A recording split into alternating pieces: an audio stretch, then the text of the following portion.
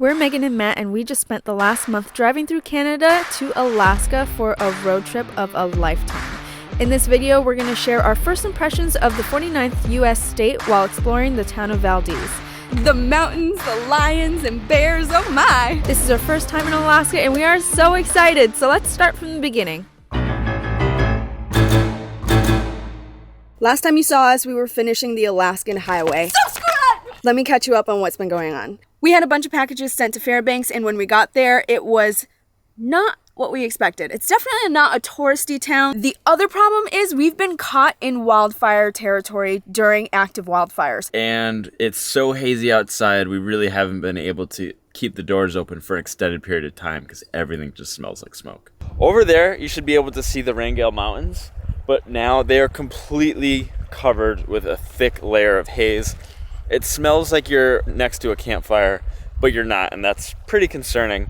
If you're new to our channel, you probably don't know that we're from Connecticut, and we have never experienced any kind of wildfires, even remotely like this. So you may have guessed, our entry into Alaska has been a major bust. And I feel like we really need to get the Alaskan experience. First, we have a 5-hour drive to Valdez from Delta Junction.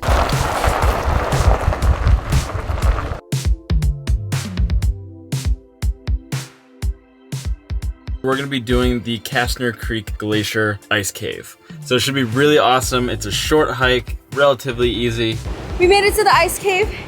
It doesn't say stay out, it's just saying that it's an actively collapsing ice cave. So go in at your own risk, I guess. But that was a really nice hike, and I can already feel the cold air coming through. Wow, it is so much bigger up close. Even from like 50 yards that way, it does not look this big, and you get right underneath it, and it's amazing. You can see all of the rocks and the water flowing right down here. And there's some, oh my God, I'm getting the off here. We can hear big thumps and like thunderstorm-like sounds coming from inside of the cave, and I think that's the cave collapsing. All right, so that got me pretty good. Just a big chunk of ice started rolling down and came literally right at me. It was probably about the size of a softball. Whew, that was scary. And you can see the whole thing. That mound you see in the middle of the cave, I think that was a recent fall. Those aren't rocks, that's ice. The whole roof is collapsing. And from the pictures from even a few weeks ago, looks totally different on all trails than what it looks like today. And it's a hot day, so I imagine things are melting pretty quickly. It would be an absolute shame if you were driving along these Alaskan highways and didn't stop at the pull-offs to just admire the nature and the beauty in these massive mountains that just kind of pop up out of nowhere. Wow, it looks like the sound of music out here.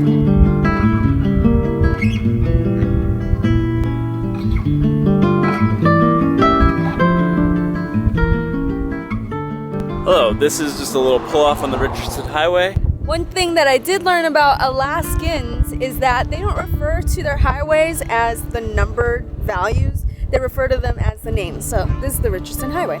Only in Alaska will you find people just on the side of the road drinking beers.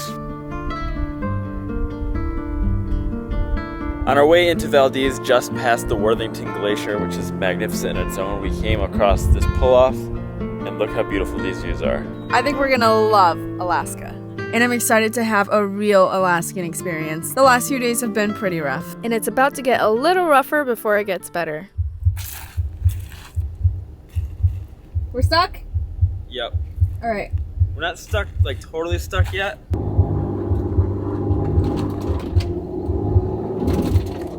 Now we're really stuck. That was really stupid what I just did. Well, good thing there's a fancy Sprinter right there. Probably has all the stuff. I'll be right back. Okay.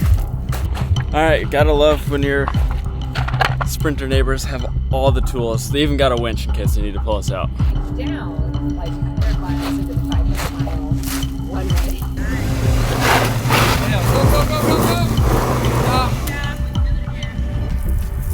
I think the second time we tried it. Almost in the high center now.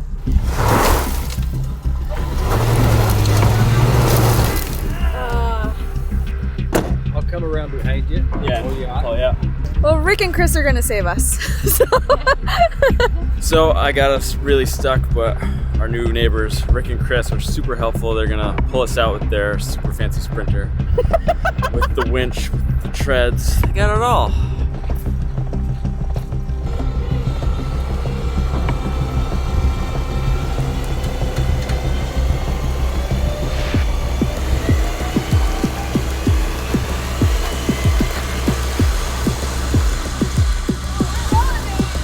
If there was a Sprinter commercial, it would be that. Oh man. Chris and Rick, you are the best. Knee deep. So the entry into Valdez wasn't that great. That's fine, because we stayed at the most beautiful campsite that we've ever stayed at, and we decided to rest up because tomorrow is going to be a huge adventure day.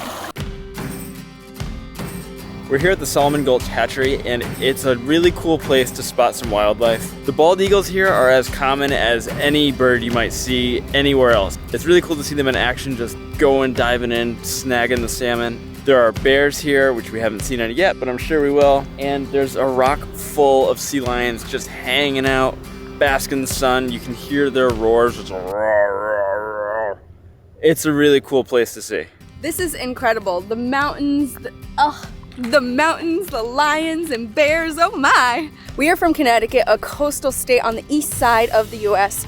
And it's kind of nice to smell seawater again. It's funny, we've been on the road for about 10 months now and we haven't been to the ocean on the west side of the United States yet. We hear that this is the prime spot to salmon fish in Alaska because of this hatchery right here. So there's so much fish to get and we're gonna get some. The visitor center is a great place to find information about what to do. We have 50 fun things to do in Valdez and a discovery guide. We are so pumped to be exploring Valdez, but first, gotta eat. Not gonna lie, that was a pretty long wait, but I'm excited to eat. Alaska is known for its native seafood, and that includes halibut, and it's a white fish that has a mild flavor. And the first way we're gonna have it is tacos from Nat's Shack. I really like white fish. My dad's a fisherman, and he brings home so much sea bass from the Atlantic when we're at home, so I'm hoping this is pretty good. Good? Mm-hmm. They cooked it the right way with butter. I loved the way they cooked this. It's perfectly seasoned. White fish tastes like white fish, but it's very soft and tender. I would assume that since they're right next to the dock that they do get it directly from some local fishermen, and it tasted very fresh, very buttery. That may have been the best taco of my entire life. That fish taco was so good. Valdez is a really cool small town because everywhere you go in this town, you can see a 360 view of mountains. It's so cool. It's really cool watching these guys who know exactly what they're doing fillet these fish. I've filleted a couple fish in my day and it looks totally different than what they're doing. They're experts, they got the right tools for the job, and they make it look so easy.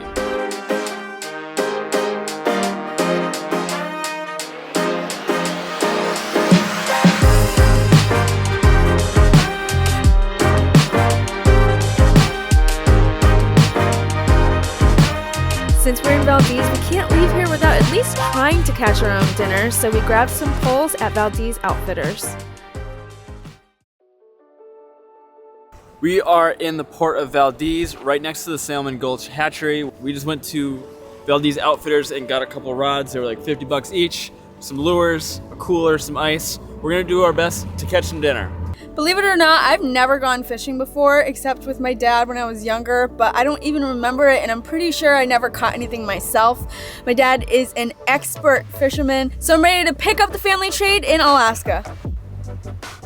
After quite a bit of trial and error, a few failed knots, a couple cut lines, we are finally probably almost ready to go fish. So, Megan, how are you feeling? I don't know. All right, let's go see how this goes. As long as we're 300 feet away from the Solomon Gulch Fish Hatchery, we're able to fish near the hatchery, which is great because all of the fish is about to come back for spawning season, so there's a lot of fish to catch here. Today we're looking for pink salmon, and that's the salmon species that the hatchery releases 250 million of every single year. So very excited, and let's just do it. We purchased our annual licenses on the Alaska fishing game website, and it was $100 per person, and we can fish anywhere we want in Alaska, and we're perfectly fine, and we have the permits to do it. I mean, I don't see any fish, but I do see sea lions swimming about, and it's also sunny, so we might not get them right on the surface.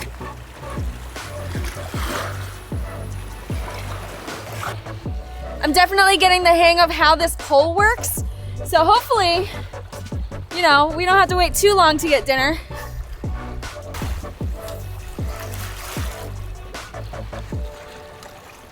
Catching nothing but seaweed. All right, we're not having much luck here, and Matt just threw the pole, so. All right, we have a lot of practice to do.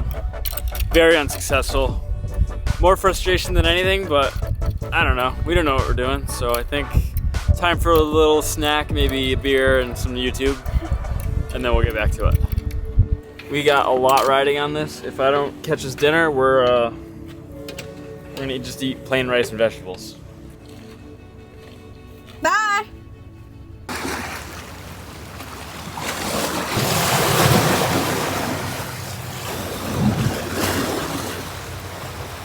Yeah, I've been out for another hour. I just got absolutely soaked with some big ol' ocean spray. I don't think it's gonna happen tonight. I'm gonna keep casting, but the other people who've been fishing in this general area have all came and left, so I'm wondering if it's just a spot that's, you know, not catching.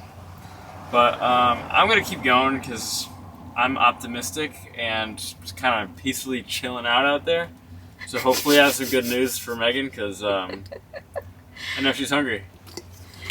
And I'm gonna be in the van preparing the veggies. That was so zoomed in on your face. It's alright. We had veggies that night, but we didn't quit. We're not gonna quit fishing. You used to be able to see the glacier from here, but since that glacier ice has broken off and the glacier's receded, you can't see it from here anymore. So we were hoping to go out on the kayak, but I will settle for a good old polar plunge.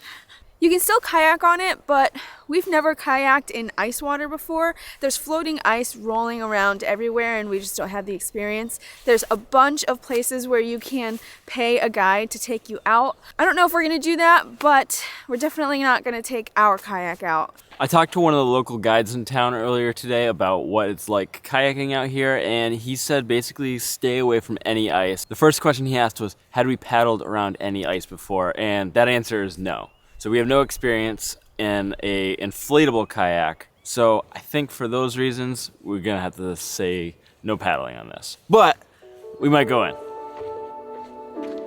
He missed his opportunity to say, for those reasons, I'm out.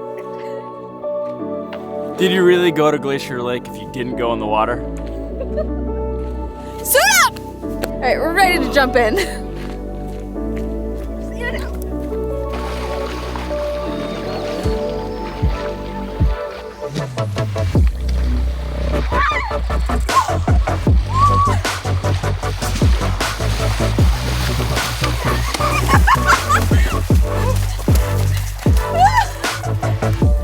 That is cold!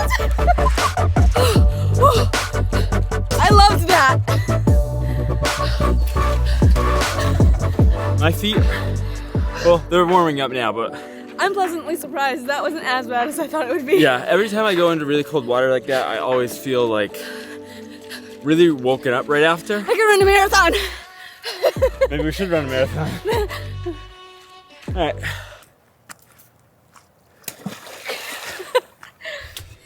Thankfully, we have a heater in the van, so we're gonna warm up in no time.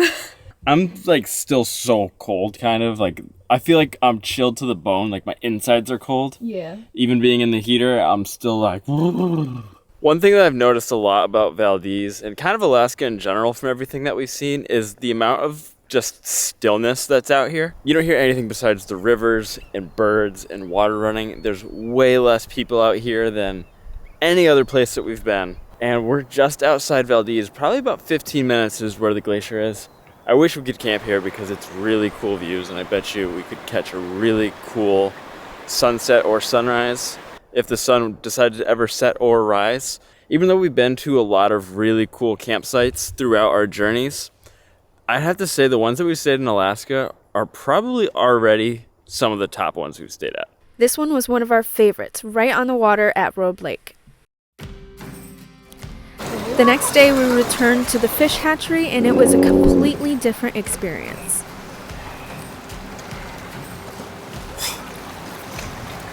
That's the king one. I'm so glad we came back. This is so cool. I've never seen so many sea lions up close. I've never seen a sea lion before. And earlier we saw them up on that rock. It was so far away we couldn't really like see them. But they're getting so close. One of them was like a foot away from me.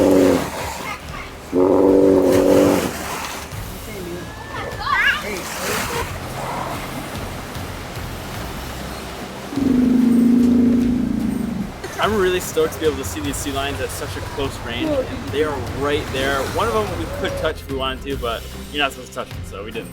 But it was really cool. I am so glad that we came back here. So we've been here midday, we've been here end of the day. It's funny, they act like really big dogs, and they kind of look like dogs with little whiskers, and they're just, and they're just like, feed me. It's really cool. They're really adorable animals. Overall, our thoughts of Alaska are it's amazing, it's beautiful, there's so much wildlife and beautiful scenery everywhere you look. There's opportunities to fish and hike and explore glaciers. If you are going to do glaciers, I definitely recommend getting a guide because they know how to do it safely. If you saw us, All right, so that got me pretty good.